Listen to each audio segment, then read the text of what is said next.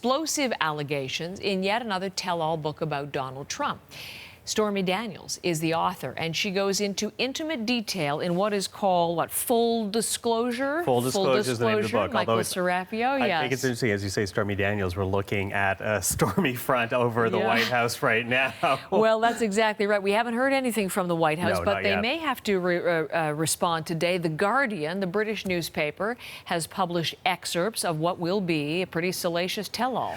Salacious tell-all, absolutely. And we actually have a book cover to show people what this book looks like. But again, the Guardian has an advanced copy of this book. In fact, Full Disclosure is the name of this tell-all from Stormy Daniels. Will not be published, or at least put out into stores, until October the 2nd, but already advanced word, as Heather is saying. Now, for those who don't remember, Stormy Daniels being the adult film star with whom Donald Trump had an affair. And in this book, she talks about how she and Donald Trump first met in 2006. It was at a charity golf game. How they began their tryst just months after the birth of Donald Trump's son, Barron, with Melania Trump. But it's not just the beginning of the affair that's getting a lot of attention right now, Heather. Among the details in the book, she writes about why she accepted that $130,000 in hush money from Trump lawyer Michael Cohen. She was saying that it happened in October of 2016, and essentially the campaign was going on, and as Donald Trump was approaching Election Day, she felt that she was growing increasingly in danger, so she accepted the money just to play along, she says.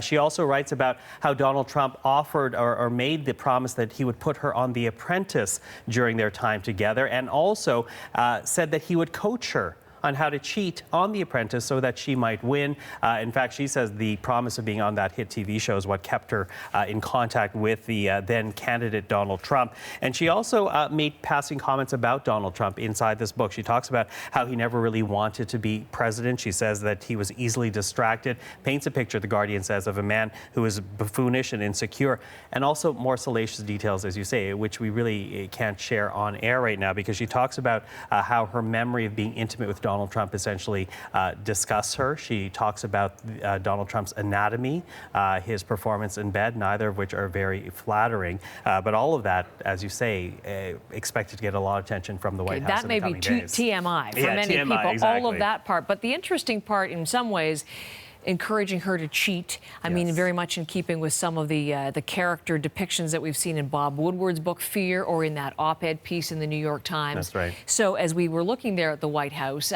any reaction thus far? So far, none. But we also have to say that when the Guardian published this article with these details, it came out in the overnight hours. It was just a few hours ago. So perhaps not enough time for Donald Trump to react, or the White House for that matter. But we're going to keep an eye out, an ear out for that, because in addition to everything happening in D.C. right now, we're expecting some questions to be lobbed to the White House, at least Sarah Huckabee Sanders, about this upcoming book. Sounds good. Michael, thank you very much.